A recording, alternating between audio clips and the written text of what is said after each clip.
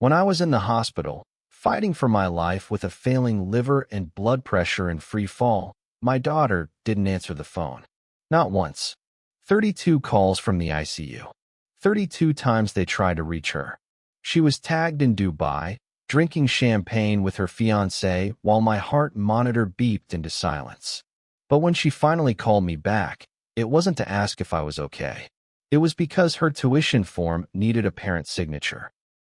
And that was the moment something in me broke for good.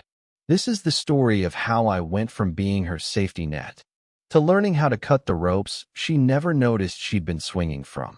If you've ever been taken for granted by someone you'd give your last breath for, if you've ever realized too late that love alone doesn't earn respect, then subscribe to this channel. Because here, we don't just tell stories. We remember the silence. And we teach people what happens when you stop answering the wrong calls. New stories every day. Truth doesn't flinch here. Subscribe now and stay sharp.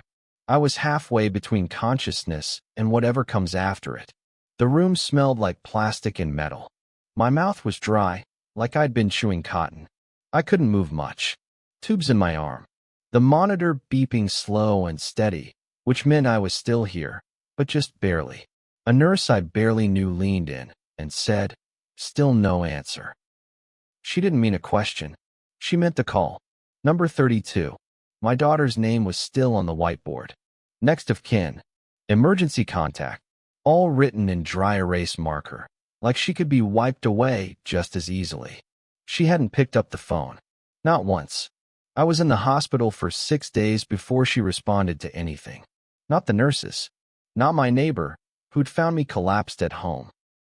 Not even the hospital social worker who left her a voicemail with the words ICU and unstable vitals. You know what would get a response? The picture. A filtered photo. Her and her fiancé, matching Louis Vuitton luggage, on a boat in Dubai. I saw it when the nurse offered me her phone for a distraction. I didn't want it, but she thought it might help. Maybe a message will come through, she said. It did. Not a message, but a post.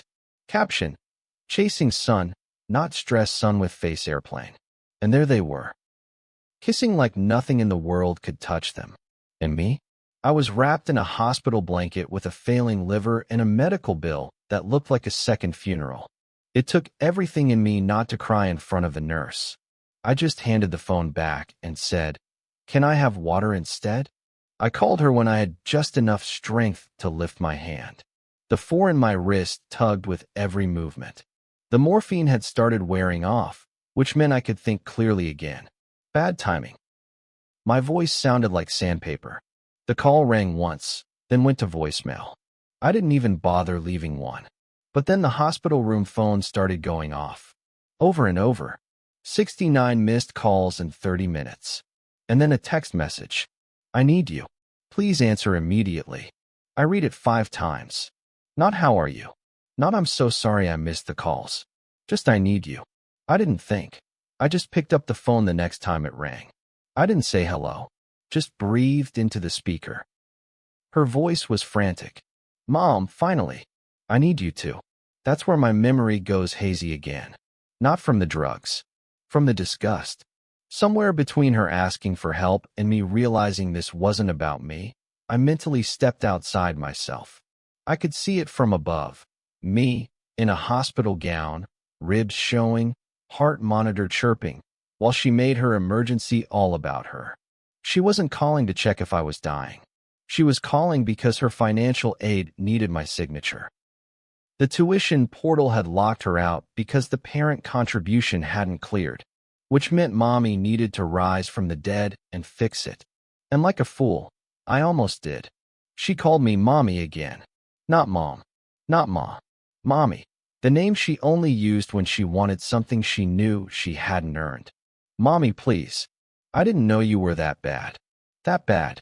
Like the 3 blood transfusions were just a mild inconvenience. I'd given this girl everything. Food stamps in the early years. Swallowed pride when I had to pick up shifts cleaning houses after my day job, just so she could have a new backpack every fall.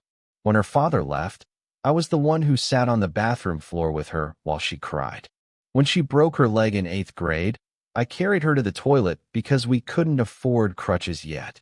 Every single time she needed me, I said yes. Even when it hurt. Even when it humiliated me. I gave up my tax return so she could go to prom. I pawned my engagement ring so she could get her first car. I worked overtime so she could get her braces. I stopped going to the doctor so she could stay in therapy. 30 years of yes. But not one phone call when I was bleeding internally and could have died alone. She blamed the time zone. Said she didn't get the voicemails in Dubai. But she had time to post. Time to comment. Time to like her fiancé's reels of them jet skiing. It wasn't that she didn't know.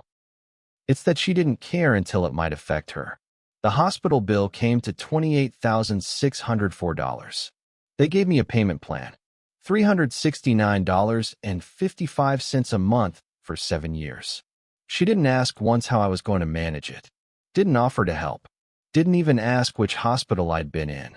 But you know what she did ask? If I'd signed the FAFSA yet. Because if I didn't, she'd lose her scholarship eligibility. She said it like I was the one putting her future at risk. As if my almost death had been an inconvenience. As if me being intubated was somehow selfish. She cried. Real tears, maybe. Said she was scared because if she didn't finish school, she'd never catch up to Darren. That's her fiancé. The same one who brought her a Rolex in that Dubai photo. I asked her, did he pay for the trip? She said, it was his reward for closing a deal. I just tagged along. And there it was. The word, tagged along. That's what I had become too. An afterthought. An accessory. Someone who tags along behind her life, wallet out and heart open. I didn't say yes. I didn't say no either. I just hung up. And for the first time in years, I made a different call. To my lawyer. I asked her to remove my daughter as my emergency contact. Took her off my will. Took her off the deed. Changed the beneficiary on my life insurance to my godson. He's 17, and he brings me soup when I'm sick. That's enough. Then I turned off my phone. For real. Not on silent. Not on do not disturb. Off. The peace was immediate. It felt like something sacred. Like I'd drawn a line in the sand. And this time, it wasn't me who crossed it. I spent the rest of that day doing the most rebellious thing I could think of. I walked outside, took a deep breath, and didn't tell anyone where I was. My daughter said she needed me. But this time, I finally asked myself what I needed. And the answer was simple. Not this. Not anymore. Has someone ever only reached out when they needed something? Never when you did. What did you do the day you stopped answering?